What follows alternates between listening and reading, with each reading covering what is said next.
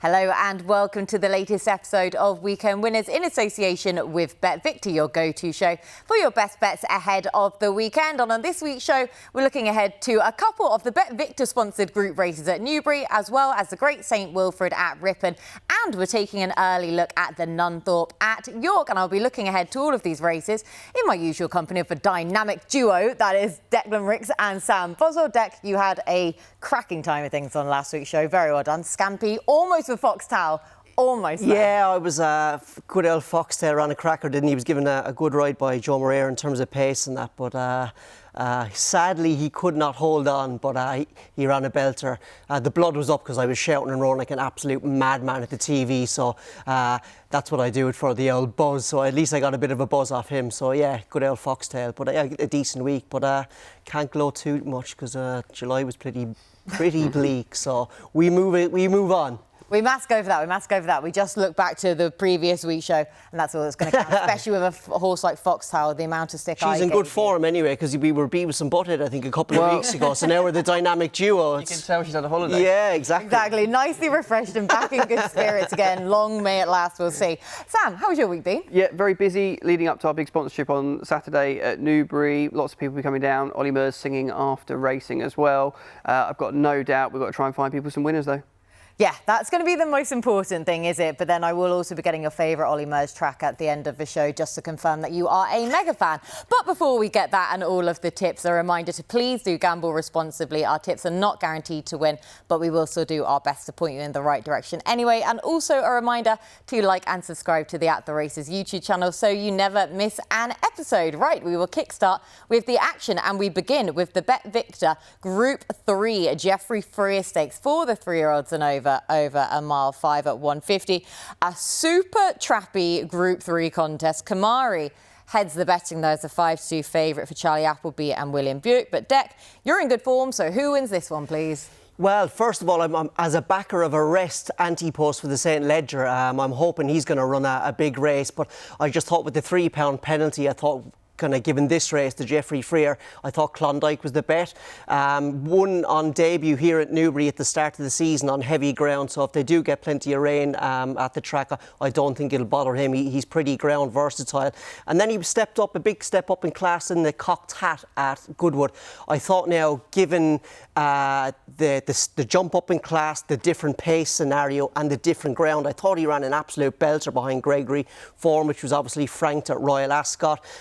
I think he posted an 11.82 sectional 3 out in a nicely run race, which suggests to me he's a horse with a turn of foot as well as he stays. He's got a big stay in pedigree. He's actually from the family of Milan, and he's by Galileo. He's actually a half-brother to Kemyari, who he takes on in the race. So the family are well represented in this race. Then we didn't see him for a little while. I was worried. He went to the Bahrain Trophy, but he was a stinking late drifter late that day. I'd had a few quid in him, and I knew I was beaten before the race. But I think under the context of the big late drift, he was in the worst position tactically in a steadily run race. I thought he ran an absolute screamer.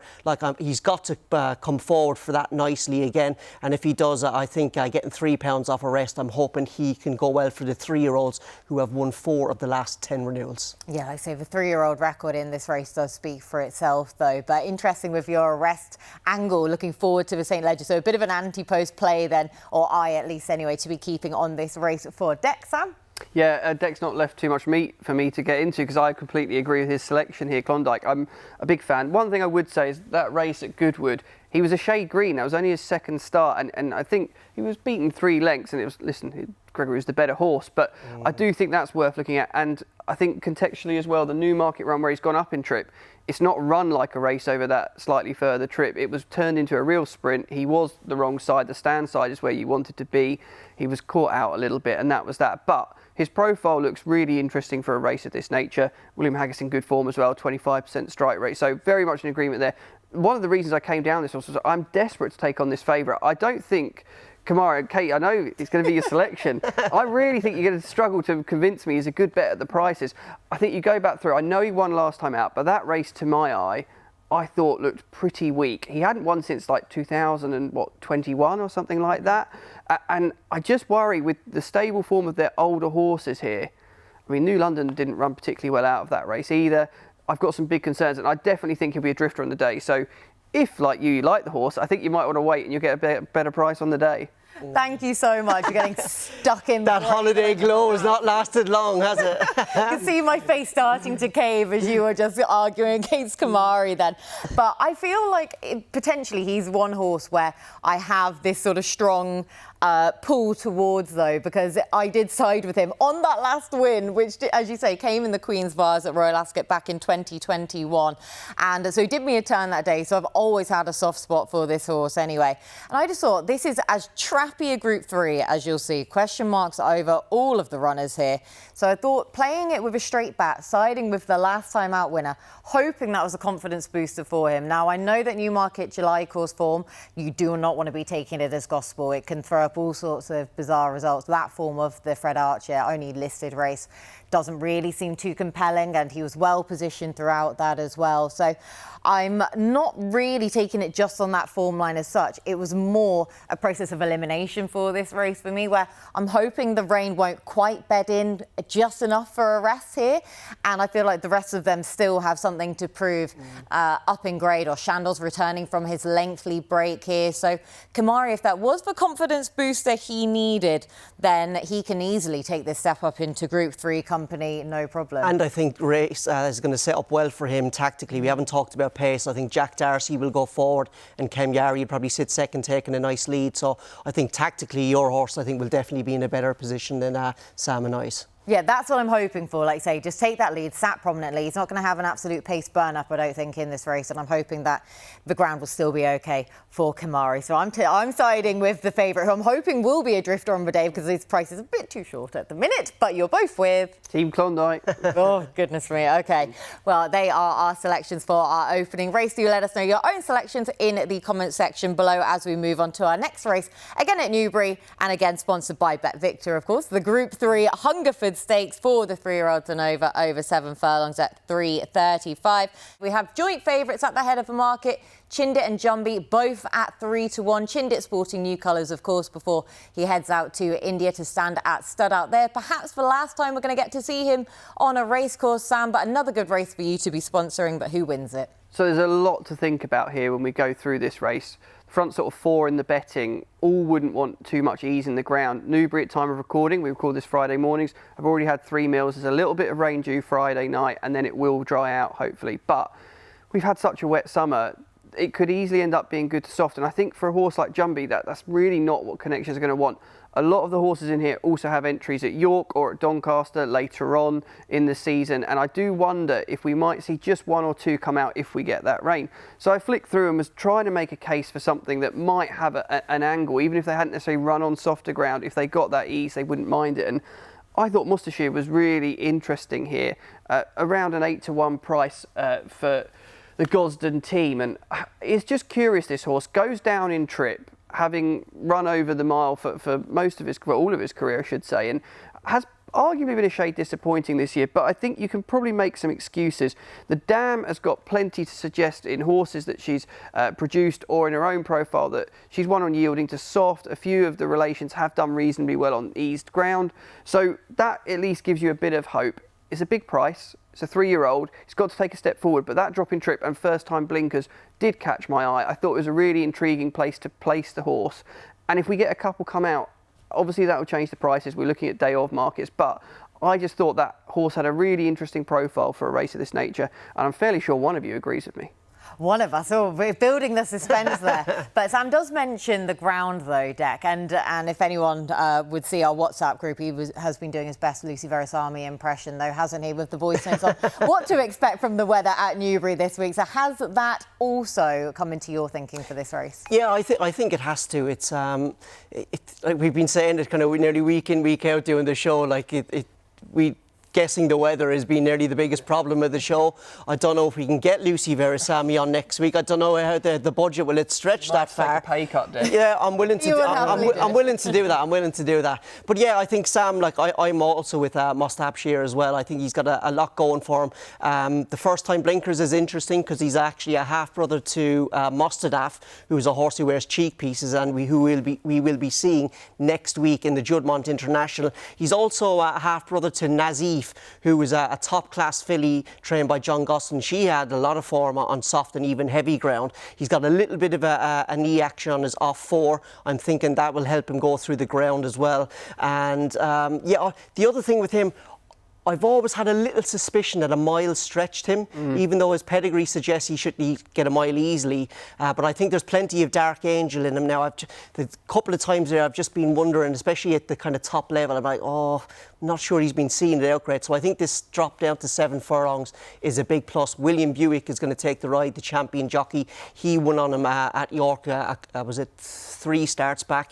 And I think the race will hopefully be run to suit. Pogo is going to run here. He was due to run yesterday, Thursday, in the Sovereign Stakes. But thank God he actually runs here, because if he didn't, I think it would be a very messy race. So I anticipate Pogo going forward, Chindit maybe sitting second, and William Buick sitting slipstream in those two, and then may the best horse win. So I just thought in a really open race with rain around, I thought he was the most overpriced horse. OK, so siding with the same horse again for the pair of you two. I always get concerned at this stage whenever you two agree on all these many horses. But again, I'm taking you both on, and another horse that is towards the head of the market, at least, if not going to go off favourite, and that is Chindit, who hopefully will just prove himself to be the class angle in this race, the top rated, of course, and hopefully can get back to winning ways after he continued his 100% strike rate on seasonal debut by winning at Ascot, as we can see here in shot back in May. He's held his form well in 2 subsequent runs, finishing second, despite trying to bite Modern Games in the Lockinge, and then ran really well to finish 6th in a competitive Queen Anne Stakes at Royal Ascot. So again, back at a track that he goes very well at. He just has that wonderful attitude and will to win. Now, that form, as we know of the Queen Anne, has been well advertised by Inspiral, then winning the Jacqueline Malois on her latest outing as well. So hopefully that strength and depth of that race will really come to the fore here. Like I say, I would prefer maybe a quicker conditions here, but this might just be his swan song for Chindit, so hopefully he can go out on a high, dropping back in trip, no hindrance at a course and distance he's previously won at. So Chindit for me, but it's a must-have share for me, please. That's all right, then I'll let him speak for you, Sam. But yeah, you two for us, sorry, I should say, yeah, for us. For the pair of you two, right, those two in agreement yet again, which is always concerning.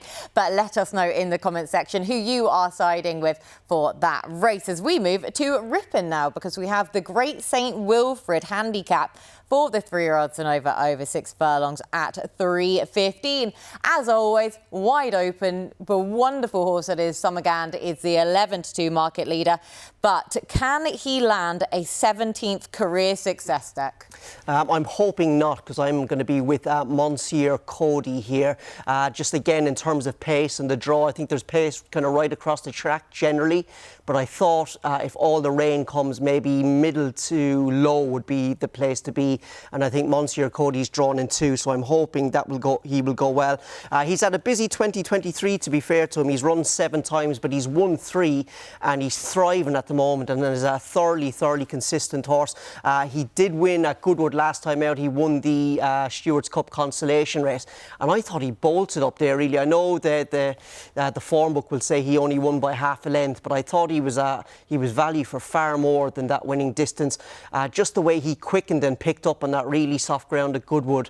You know, he's a horse clearly handles cutting the ground. There could be a lot of rain at Ripon. Another track is going to be affected by the weather this weekend. I think that won't be any issue to him. In fact, I probably want a good bit of the rain to fall for him, because he's clearly at home on a soft surface. Richard Fahey has won 2 of the last 10 renewals. He clearly likes to target this race, and although 5-year-olds seem to be the really key horse in terms of stats, he's a 4-year-old. I think he's quite unexposed still, improving horse in probably in terms of kind of ratings and figures, which isn't maybe the most classy renewal of the Great St Wilfrid. But yeah, I'm going to stick with the northern trainer here in Richard Fahey with Monsieur Kiddo. OK, perfect then. So sticking again with the northern yards for Deck, Sam. Yeah, competitive, isn't it, Kate? With 5 places on the race each way, and I think you're going to need them here. Summergand I did look at. I completely understand why people might want to be with him at around 11-2, but for me, I've gone off that cliff just one too many times. And I thought the run last time out was pretty good, but I just looked through it, and Bay Breeze caught my eye at the prices. Tim Easterby, another trainer with a good record in the race, Declan mentions there. Obviously Richard Fahey, but he's won it twice in the last 5 years, and it's an interesting contender, this horse. You know he's going to love Ripon. His record's 4 from 6 at the track. He's won on soft and he's won on good there. He's got a lower draw, which I think, as Declan's mentioned, could potentially help if that ends up being slightly easier ground. He's got to win off a mark of 86, which he hasn't done in his career. £2 up from what was a reasonably easy win last time out. Only had to beat 3 rivals. I get that, but I just thought it was quite interesting placement here towards the foot of the weights as well. And at, I think around 14, 16 to 1, a nice each way play when we're getting those 5 places on offer. Yeah, and again, I thought I was being really original with finding Bayberries, and then you go and make that very eloquent case, which I'm just going to hopefully further bolster rather than put people away, because I was also with Bayberries. Excellent. Here. I do have a longer shot for the race, but we will come to that later on in the show. But for now, Bayberries, like you say, I mean, trainer record in this race at this track is just exemplary, and then the course and distance win again last time out. Yes, it was only a very small run of field, as you say, but I still thought he did that in really good style. It was a PB from him. He made all against the favoured near side rail, but he still really had to guts it out, where he just looked there for the taking at the 2 furlong out marker from the strong travelling runner-up then.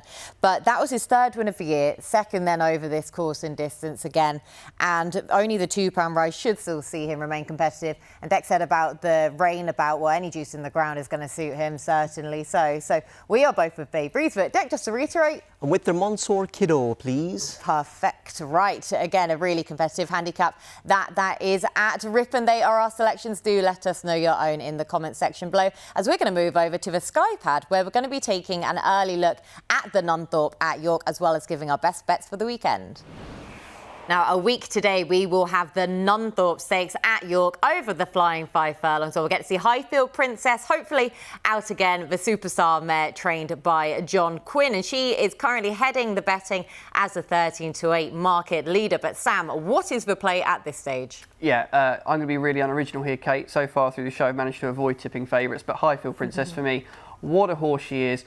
Winner of the race last year on good to firm ground, and looking at the long-term forecast, I don't think we're going to get anything soft at York. I think she's versatile enough on the ground anyway, so that wouldn't concern me too much. I really like this horse. I think she's just got a fantastic profile. The 4 runs so far this season, obviously it took her till Goodwood to get the win, but you'll just see her just touched off here. It's not like she's been beaten far in any of these races. Jason Hart's comments after the Goodwood win were she's going to improve again for that run. He feels like she's really coming into herself now. I love the fact she's consistent. Sometimes I find with these top level sprinters, they're a little bit in and out. With her, I feel like you can always set your clock by her. You know she's going to come here. You know she likes the track. You know conditions aren't going to be an issue. Listen, I know she's 13-8 and I probably wouldn't be having a bet at those prices, but for me, I did go through the race. I tried to find an each way angle.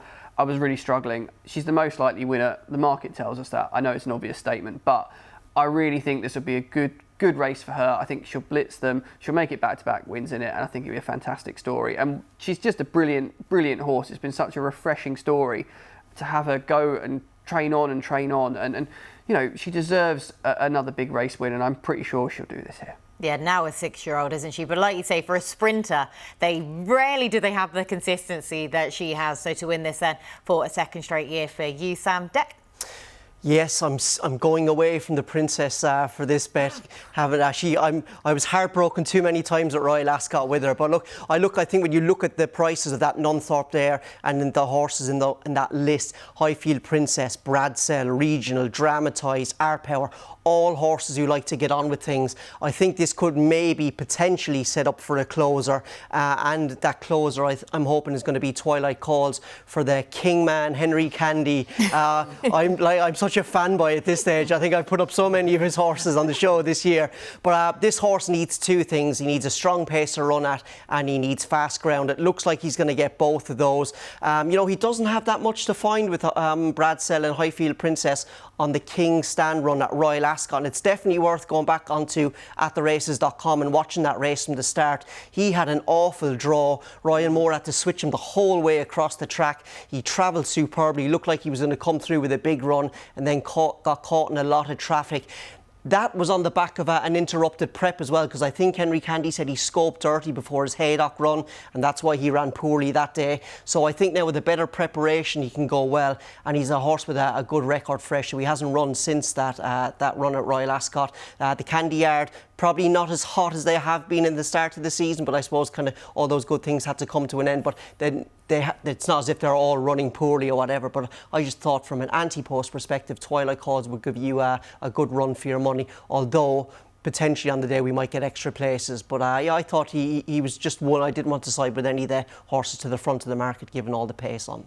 Yeah, like I say, there is a lot of pace. Looking at this stage anyway, of course, we have a lot of water still to go under the bridge until then, but at this stage there does look to be out-and-out speedsters. I know it sounds a silly statement to make, but there really is horses on the front end of a pace so in here. So another one for King Candy then for Deck, and I'm going to be siding with Regional here, where Sam, I totally agree with you. If Highfield Princess turns up here, of course I think she's going to take all the beating, similar to our Judgment International preview last week. But the one who looked just overpriced, and again perhaps from the each way perspective for me, is Regional, who's just taken off in his 2 starts so far this season. His seasonal debut came over this course and distance. That was a career best performance from him at the time to win off of that mark of 100, but he posted an even better display last time out then at Haydock and Listed Company. Now that was a course record time. He was the best ever winner of that race, which just goes to show his rapid improvement of this season. He has so much speed, hence why he suits the 5 furlongs at York so well. And to beat Equilateral by over 1 length last time out was some going, really, where admittedly Regional probably had the better track positioning, but on the back of that effort, yeah, you just kind of thought, oh, well, he's worth his place in the Nunthorpe. So I'm delighted that he's here, and I don't think he can be underestimated in doing at least next best of the rest behind Highfield Princess, but still a price that I like about him. So they are our selections at this stage for the Nunthorpe, but we're going to look towards the immediate future, though, for our best bets ahead of the weekend. So, Deck, you're up first.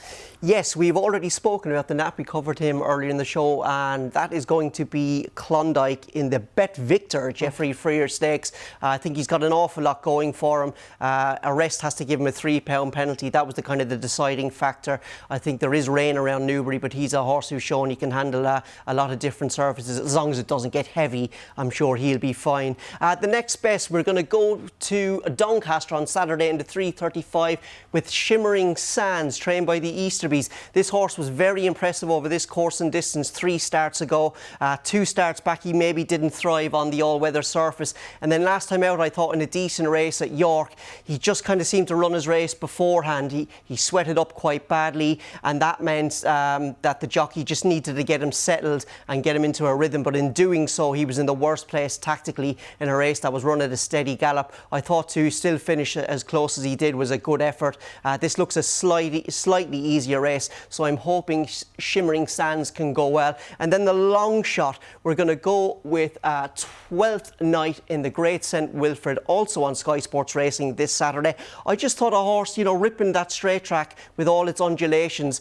Horses with course form there tend to go well. This horse has got loads of that. Now, he ran very well last time out in a little bit of a messy race. He looked in good form. He got stuck out wide, but he looked in great order. Just looked like a horse who was crying out for 2 things, pace and cover. I think he's going to get both of those tomorrow, and I'm hoping his course form can maybe be key to getting him to run well. So those are the 3 losers this week. I like the confidence anyway behind Deck's selections, though. But Sam, your own best bets. He can't be negative after last week. No. Anyway, let's get stuck in. Right, my Nap, I'm going over to the Curragh, where we have a Chesham rematch between the winner, which was Snellen, who's going to be my selection, and Pearls and Rubies. And I'm a little bit surprised. I looked at the prices. I haven't got them on the graphic, but they actually had Pearls and Rubies as the slight favourite. So Snellen at around, I think, a 3-to-1 shot for Gavin Cromwell. Not seen since that Royal Ascot run, but I'm expecting to confirm the form. And I think at the prices, you're going to get a nice price about it. We move on to Newbury, the 440, which is a Clever Relation. Now, this horse went straight into my tracker. Really unexposed in the context of this field as well. Handicap debut. Won on first start at Windsor, and that came on soft ground. The 2 starts since have been pretty disappointing, if I'm honest, but did look a bit green on that penultimate start and has ended up with a mark of 77 here. And when you look through, the step up in trip I think is really intriguing. I think the dam was a Cesarewitch winner for the yard, so going to 1 mile 4 definitely looks the right route, and I think could potentially be well handicapped. Then finally, my long shot, 12-to-1, just about qualifies as a long shot, doesn't it, I suppose. William Buick booked for Roger Teal here on a horse that's down to a mark of 87 and has won off higher in the past, and definitely is versatile if we do get a bit of rain, which is sort of a bit of a theme to most of my picks, and I just felt could outrun his price, and I thought 12-1 was pretty fair. That'd be an each way stab for me.